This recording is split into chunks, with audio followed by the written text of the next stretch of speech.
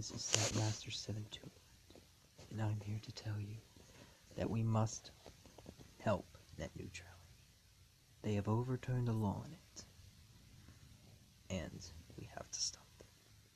For those of you who don't know, net neutrality is a very complex and difficult procedure to explain, but the basics is that it protects the consumers by making sure that every company has to give people every website on the internet the same speed. You can make one part faster or slower, but you cannot make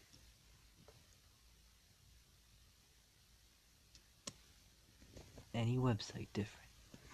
The entire internet must be at the same speed, otherwise it's a violation. With this, companies can get rid of whatever they want. They can remove a website they don't like, stop someone from uploading something they don't like.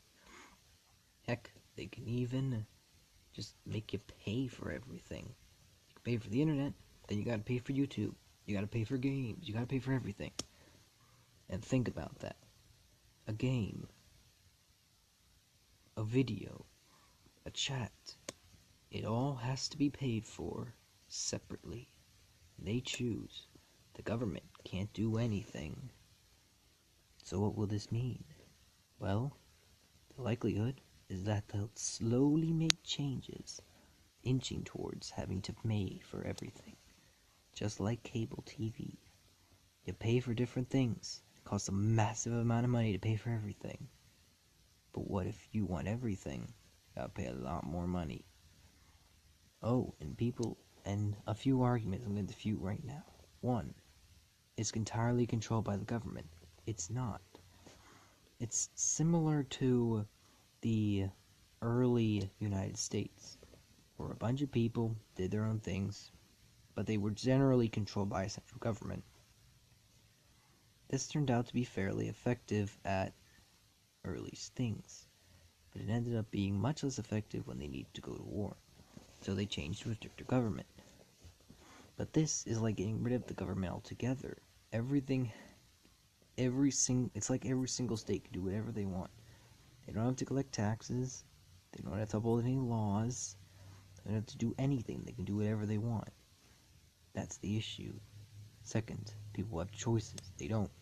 30% of Americans don't even have a choice as to where to get their internet from. And some don't even have areas with internet. Sure, it's rare, but it's possible. Another one is that before, there wasn't much. There was no real issues. Well, there was. Sure, there was 10 so-called little cases, but think about it. Netflix was incredibly slow even with net neutrality. And Verizon had people pay an extra $10 to get equal speeds. Why? Because they were competition. They competed with them. So what does this mean? Well, it means that the government can no longer effectively stop these people from doing this. Think of the EA Battlefront 2 issue, but much, much, much worse. Not only will you have to buy loot boxes, but you will have to pay even more money to keep the game running smoothly. Otherwise, it'll slow down, it'll be laggy, there'll be more bugs, meaning that you have to pay even more to actually have an equal playing field. And that's what net neutrality was, an equal playing field, where all competitors that use the internet would have to use it at the same speed. You couldn't, in fact, make YouTube extremely slow, but some other video streaming site extremely quick. You had to make them all the same speed, all extremely fast, all extremely slow, etc.